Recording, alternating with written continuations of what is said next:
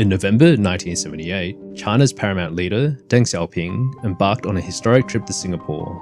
Little did he know, this small island nation, then vilified by the Chinese press as a running dog of Western imperialism, would play a pivotal role in modern China's destiny. As the only other independent nation with an ethnic Chinese majority, its incredible success story, under the visionary leadership of Kuan Yew, resonated deeply with Deng, who was searching for a new path for his country after years of turmoil. Now let's look back at why Deng's 1978 trip was so significant and how tiny Singapore was so instrumental in modern China's meteoric rise as an economic powerhouse. I had the privilege of meeting him, talking to him for 3 days. And he is, in my lifetime, the most impressive man I've ever met. Small, barely 5 feet, stood erect, tremendous aplomb, a man of few words, but carefully thought, every few words carefully thought out. Though the 1978 visit to Singapore was important to China, for over a century prior, the Chinese community in colonial Singapore had been instrumental in raising funds and supporting the mainland against hostile Western and Japanese imperial forces. Deng himself had first visited the island nation earlier in 1920. Then 16 years old, he was among 84 students from Sichuan chosen for a prestigious work-study program in France. Stopping at Shanghai, Hong Kong, Vietnam, Sri Lanka, and of course Singapore, Deng witnessed the harsh treatment of local workers by their colonial masters, leaving a lasting impression on him and influencing his future political trajectory. Nearly 6 decades later, Deng would revisit the small city-state as China's paramount leader under very different circumstances. Driven by concerns around Soviet-backed Vietnam's growing influence in the region, he strategically included Thailand, Malaysia, and Singapore in his itinerary, seeking support from regional leaders to counter Vietnamese expansionism. In November 1978, Deng finally reached Singapore, an unlikely nation poised to become a pivotal player in China's future. I had Deng Xiaoping to dinner once in November of 1978. And in a moment of whimsy, part of my speech, I said, I wondered what would have happened if Deng Xiaoping was born in Singapore and I was born in China. He looked askance. I said, I'm quite sure that Deng Xiaoping would be running Singapore. I'm not sure Kuan Yew would have got halfway up the heap. Because I would have had so many bright, so many tough, so many conspiratorial groups that would have just knocked me down. It's a greasy pole.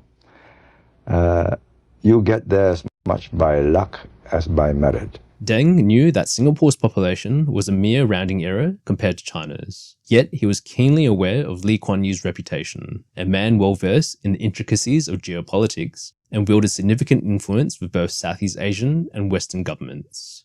Hoping to secure Lee's support, Deng arrived prepared to discuss the rising threats posed by the Soviet Union and Vietnam. In 1978, he visited Bangkok, Kuala Lumpur, and Singapore to persuade us to combine with China and stop Vietnam, the Cuba in Southeast Asia of the Soviet Union. Lee argued that Southeast Asian leaders weren't worried about the Russian bear, but rather the Chinese dragon, expressing concern about China's radio broadcasts across the region, inciting revolution to the ethnic Chinese communities. Now, I will tell you what my neighbors want to do. They want me to join them and confront you, not the Soviet Union. The Soviet Union is thousands of miles away, and the Soviet Union has no broadcasting station, egging, urging, agitating communist parties in Southeast Asia to overthrow their governments. You are.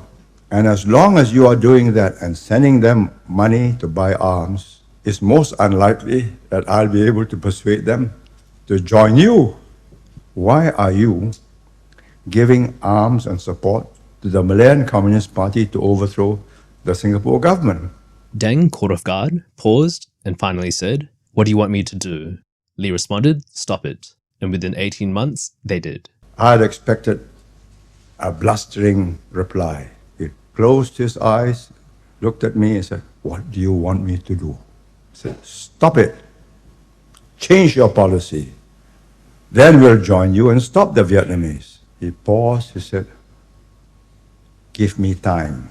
And it took 18 months before I met him again in Beijing, and he said, we have told them they must stop. We have closed down the radio stations. We are not giving them any more support. Despite holding contrasting backgrounds and ideologies, Lee, the English-educated leader of a capitalist nation, and Deng, the battle-hardened communist leader of a nation 400 times larger, there was a huge amount of respect and understanding between the two. Both lived abroad in colonial countries, both fought colonialism, and both understood what it took to build order from chaos. Though Deng originally came to Singapore to talk geopolitics, he saw a Singapore that was much more advanced than he expected. As an independent nation with a 75% ethnic Chinese majority, Lee would famously say to Deng over dinner, "We, the Singapore Chinese, were the descendants of illiterate landless peasants from Guangdong and Fujian in South China, whereas the scholars, mandarins, and literati had stayed and left their progeny in China. There was nothing that Singapore had done that China could not do and do better." Deng did not reply that night, but as he departed Singapore, he would tell Lee, "If I had only Shanghai, I too might be able to change Shanghai as quickly. But I have the whole of China." However, inspired by Singapore's economic success and ability to attract foreign capital, Deng would take up Lee on his challenge and open China through a series of reforms and policies that would uplift hundreds of millions of lives and set it on the path to become the world's second largest economy in 3 decades. Not long after returning, Deng would spearhead the creation of China's first 4 special economic zones in 1980, with overseas Chinese and foreigners flocking to these regions to invest and set up factories, including in the now booming Shenzhen.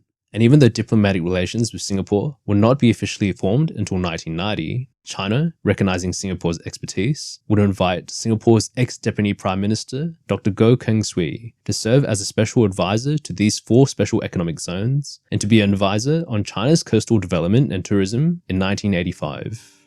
The Chinese press would also stop calling Singapore a running dog of capitalism, instead praising the small city's development and describing Lee as an old friend of China. However, Singapore's real impact wouldn't be into the early 1990s. The man that you most admired of all the people you'd ever met was Deng Xiaoping. Yeah. That's what you told me. Yeah. Deng Xiaoping admired you too because he sent Chinese, 30, 40,000 of them, to Singapore to figure out what you were doing. Am I right? Yes. He was astonished when he came for the first time in 1978. He found a Singapore which was contrary to what he was given in his brief. Yes. He found a prosperous, orderly society, everybody owning their own homes and with a job. So I said, how did you get there? I said, well, we educated our people, and look at all these companies, Americans, Japanese, Europeans. They bring technology, they train our people, we learn how to do things. So he said, oh, you made use of capitalism to build a more egalitarian society. Everybody owns their own home. I will do the same. And he did. He did. Deng's reforms, though initially successful in the 1980s, faced mounting pressures. Conservative Party insiders, alarmed by the surge in inflation in 1988, the Tiananmen Square incident in 1989, and the collapse of the Soviet Union not long after, wanted to slow things down, worried that they could soon lose control. However, Deng understood that the only way forward to maintain the party's legitimacy and avoid collapse was to find bolder ways to open up, grow the economy, and continue on the path of socialism with Chinese characteristics.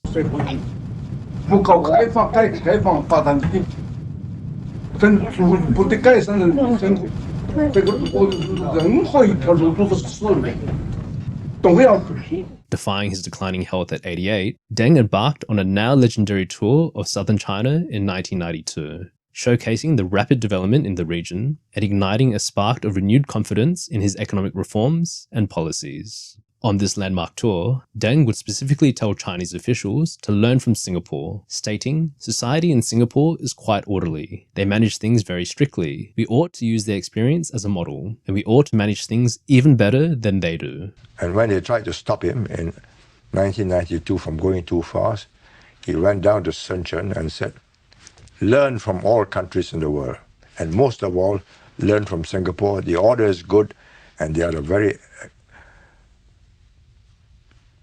prosperous society. Following this endorsement, several hundred government delegations would flock to Singapore that year to study Singapore's experiences. In the same year, Nanyang Technological University became the first training ground in Singapore for Chinese government officials to learn about Singapore's development model and has since trained tens of thousands of officials from nearly all of China's provinces. Unable to handle the large amount of visitors, Kuan Yew would propose for Singaporean and Chinese officials to work together on various joint projects so both countries could learn from each other. Most notably, these included the development of the Suzhou Industrial Park in 1994, followed by the Tianjin Eco-City in 2007, and currently the China-Singapore Chongqing Connectivity Initiative, cementing strong ties between the two nations. Despite vast political differences and the occasional flare-ups around visits to Taiwan, China found immense value in the relationship with Singapore, a thriving one-party state built on familiar Confucian principles. 4 decades of close economic ties has fueled prosperity for both China and Singapore. In 1978, China's per capita income was $200 against Singapore's $2,000. Today, it sits around $12,000 against Singapore's $82,000. In 1978, China accounted for only 2% of the world's economy. Today, it accounts for 15% and is the second largest economy in the world, with Singapore being China's largest foreign investor. Additionally, Singapore's close relationship with the West and China has put it in a special position to be a neutral mediator and interpreter whenever misunderstandings occur. And this role will become increasingly important and complicated as the world navigates the tense relationship between China and the US. Deng Xiaoping. Yes. Is clearly a man that you admire as much as anybody that I know. If you have met him and you know what China would have been without him, you cannot but admire the man. At 70... You more than admire. I mean, you look at him as one of the giants of our time. He saved the country. After the Cultural Revolution. 1.2 billion people would have imploded like the Soviet Union. But you admire him because you think that he saved China. From collapse. From collapse and implosion. Yes. That's no mean feat. For a man of 76 to abandon a lifelong belief in Marxism-Leninism.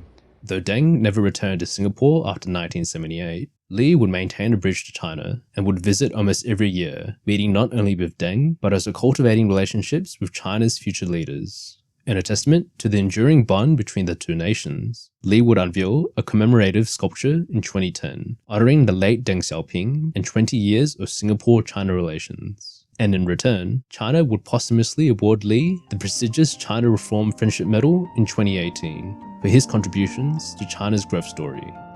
Over the 45 years of relations, Singapore has played an outsized role in modern China's development. But as China surges ahead to be a world leader in critical technologies and industries, the question becomes, will they need Singapore anymore? And thus Lee's prediction to Xi Jinping rings truer with each passing year. China will not be coming to Singapore to learn from us. We will be going to China to learn from them. You have spoken very highly of Mr. Deng Xiaoping, and certainly we believe that he has transformed China that no other man has ever done. But if you were in his position, would you have done anything different than what he has done for China? How can I answer that question? I was born in the wrong time. I was born in the wrong place. I never went on the long march with him. I never commanded whole armies that crossed the Yangtze River and chased the KMT troops out of China. What can I say?